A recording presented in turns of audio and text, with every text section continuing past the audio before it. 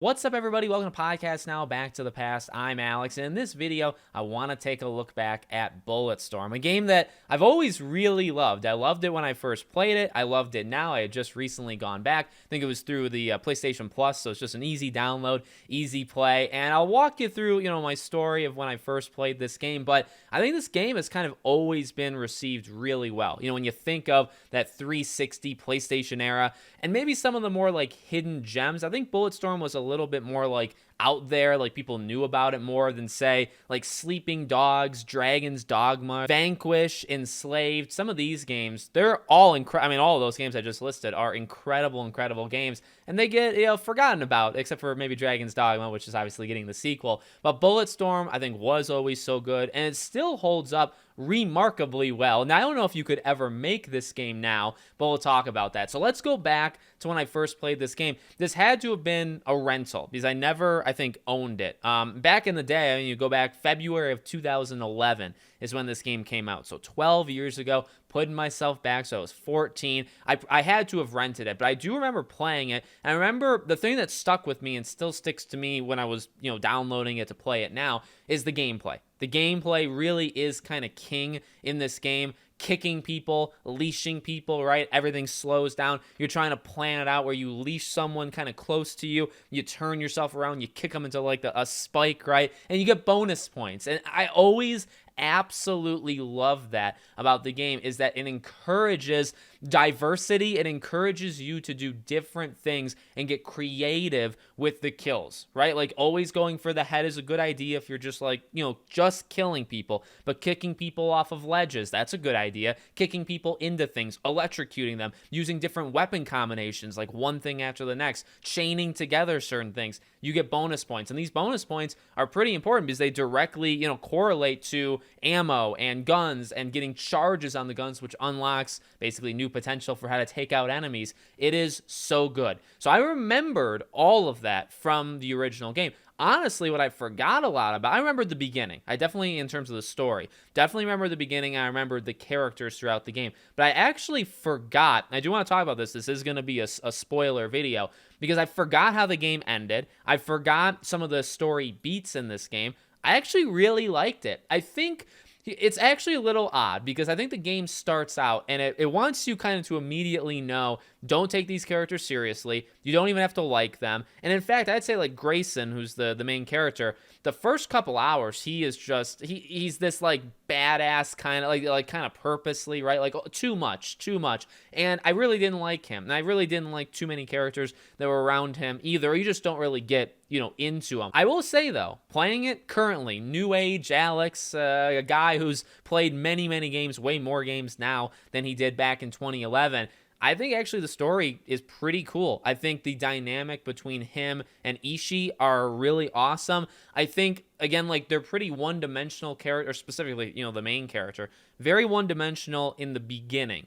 And it takes a while for him to kind of come out of his shell, but as you go through and as the story starts to evolve and these threats start to evolve, he actually becomes a pretty okay character. I would never nominate him for the best character of the year award or anything like that, or really any of these characters for exemplary honors of anything. But I actually think they're really solid for what this game is. And if you can have just solid characters and a solid story, and the gameplay is just absolutely killer, I think that works. Now, could you ever make it now? No, because Serrano, right? So he's the villain of this game. He's with you quite a bit towards the end of it. He says some things that absolutely would not fly. And it's ironic because the company People Can Fly is the developers of this game. But you can never, ever do this dialogue, some of it at least, in current day time. A lot of it, I'd even say with Trishka, the way that your character talks to her, no, a lot of that stuff would not fly. You can respect it or understand it at the time, for the time. It is pretty nuts, hearing it out loud, and I turned to my wife, I was like, what? They can't say that. That's impossible. You're not allowed to say that anymore. So you have those moments, but I would say at its core, it's a revenge mission at the end of the day, right? So it has you go through kind of like a flashback, sets up the villain, sets up why you want this guy to die. I think it does it, reasonably well. And then you basically crash land because you fail at the attack against Serrano, right? Or you kind of succeed, but you kind of fail. You crash land and you're just trying to get off, and then ultimately you're trying to kill him. I'd actually say one of the most disappointing elements with the game is kind of how it ends, because you think you won, you think you beat him, but not only does he not die, but you as a character, like, you make some mistakes, or like the game has that character make the mistakes, and he gets away. And then even like the actual ending, the after credit scene, directly sets it up for a sequel. And see, this is what I completely forgot, because what basically happens, right? Ishii they fully make him give himself over to the AI. So you imagine in the next game, it's still going to be Serrano, and then he's going to have, Ishii as his kind of brute force, right? The guy who's going to take you out, I guess, as a character. So I completely forgot that. And sitting there, I was like, dang it. Like, I was maybe not visibly mad, but emotionally, I was like, this game is so good. I think it sets it up so blatantly obvious that it wants a sequel, and it never got one. And that just really sucks, because I think the potential for this game is enormous. You think about, now the gameplay side of things, the amount of creativity that you're allowed to do, and the way the levels progress. Like, this game is very fast, and I was actually impressed, again, playing it as a modern day gamer. I was impressed with how it kept you, like, on your toes. Like, enemies do get repetitive eventually, okay? There's only so many of them. But yet again, towards the end, you kind of face, I don't know what they call them, but kind of like elite troopers. So they have like a lot of armor. I don't think you can leash at least some of them. So you have to play it, a little bit different. So they introduce, newer enemies at the end. Enemies are kind of reoccurring throughout, most of the game. But I think the game itself keeps itself, kind of moving extremely well. There's some on-rails sections of this game that are really awesome. There's some like really big, like when you control like that Mecha Godzilla, I think it's just it's fun. I mean, they're like making fun of it because you're literally in it, and some of the jokes again also kind of go there as well. But like, you get to control this huge fire-breathing monster, and does it actually? I think it just fires turrets, and then it goes around and you use it to obviously destroy the enemies. It just finds a way to keep things fresh.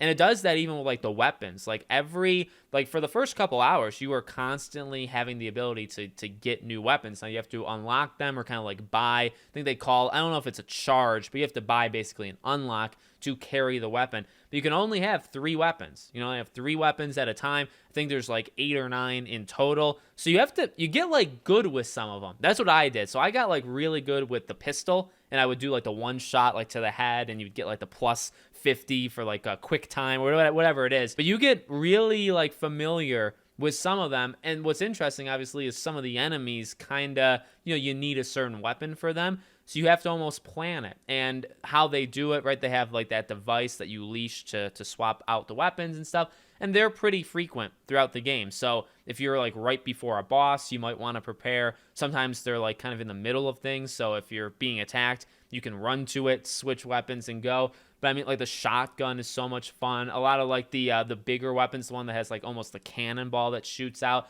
Every weapon in this game actually is really cool and really entertaining. And again, the creativity element that they want you to be creative, I think that allows you to play all the different guns. This is not an example of a game, because I do this. This is not an example of a game where you find your favorites and there's literally no budging. Or it's also not an example of a game where there's only a couple good weapons and the rest of them suck. In this game, they're used for specific purposes, okay? Like, absolutely. But you can really use any of them. And you can use a lot of different combinations with them as well, right? You're not just kind of limited to, this is like the one style. You can play in all these different styles. Again, you can chain the weapons together. You do one thing with one weapon, then you do another thing with another. You get points for that.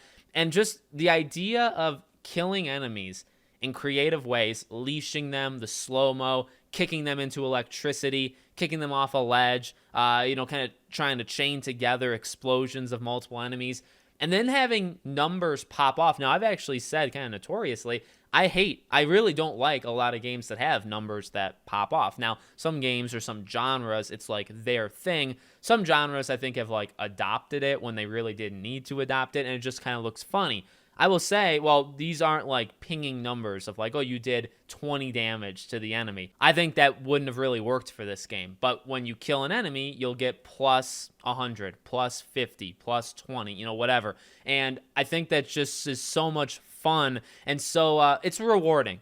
I think Uncharted 2 was the multiplayer, was when they first started doing multiplayer for Uncharted, where you would play it and you were pretty much like earning medals, because anytime you did something cool or even a kill in Uncharted 2's multiplayer, you got medals and it would pop up on your screen. I think COD did it. Uncharted I just love so much and played it so much. And it's just this constant sense of feeling rewarded. And I really like that sense. Maybe I'm always wanting to be like patted on the back. I don't know. I don't know my internal psyche. But this game, Bulletstorm, also knows how to do that, right? Because constantly you're being rewarded. You're being told, oh, you did something cool. Let's give a unique name to it, because there's a name involved in whatever kill you just did, a name, and then you get bonus points. And it's like, that is so cool, and you feel good. And you feel like, okay, let me do more of it. And, again, the spacing of this game, I think, is really good. They know when to place bosses. They know when to place enemies. They know when to rotate. They know when to put you on rails section, then put you off. They know when to do the story stuff. And again, as the game goes on, the story gets pretty good. This, the main character of Grayson, again, being one-dimensional to start, but then really being like, I failed. Like, I failed not just myself, because I was so into, like, this revenge mission, but I got so many people killed because of me. And all I want now is for this guy to die. But I also want my friend Anishi, like, I want him to be okay. And obviously he's struggling with the AI. I think it turns out to be a relatively solid story. And I think these characters overall are pretty okay. Again, I don't think they're amazing, but they're definitely not bad. So they're kind of right in the middle. And then you just have this absolutely killer gameplay. So I think back to this era, and Sleeping Dogs, I think, is always like one of my favorite. Vanquish is definitely always one of my favorites. I think Spec Ops: The Line is always one of my favorites. Bulletstorm has got to be, if I were to make like a top 10 of these kind of underrated, these games that maybe deserved a sequel, never did, Bulletstorm 100% deserves to be on that list. Because could you imagine not just the fact that the story sets it up for a sequel like immediately, but also like where you could go with the base gameplay. You just add more variants, right? New enemies, new weapons, new ways of killing them. So like instead of spikes and the plants, right? They have like the plants that like eat the people. You just add more of that stuff. You add more things you can chain together. It just promotes this creativity.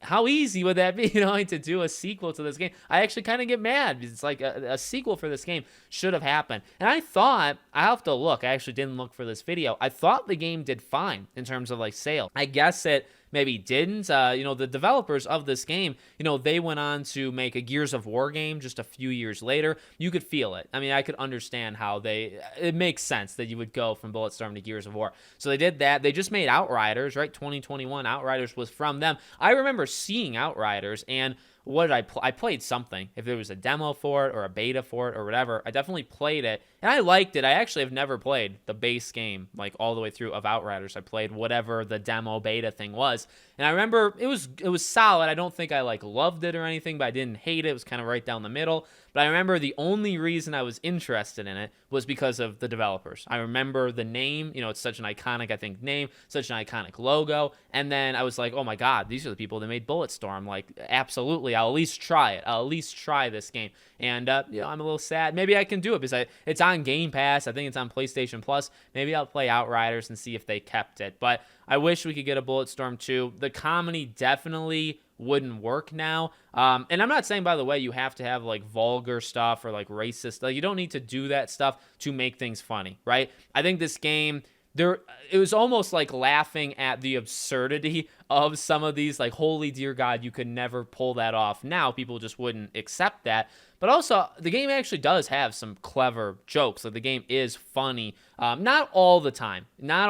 But I'd say, like, more if you think about, like, modern-day Borderlands, I think Borderlands has kind of progressively gone worse, where it's just always trying to hit you with jokes, and maybe, like, 1 out of 4 land. It can still be funny. Like, some, the modern Borderlands games, they're still funny, but they're a lot less funny than they were because it's just more jokes, more piling it on, and then not all of them hit.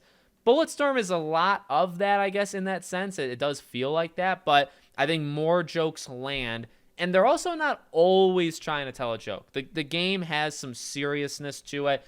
Not originally, not like at the beginning, which maybe is one of the game's biggest issues. And again, like even myself, I remember thinking, you know, I knew I was going to do this video.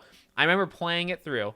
I remember in the first hour or two, I remember thinking to myself, I really hate this character, like the main character. I really don't like him. And I thought, is this game, at least I remembered the gameplay.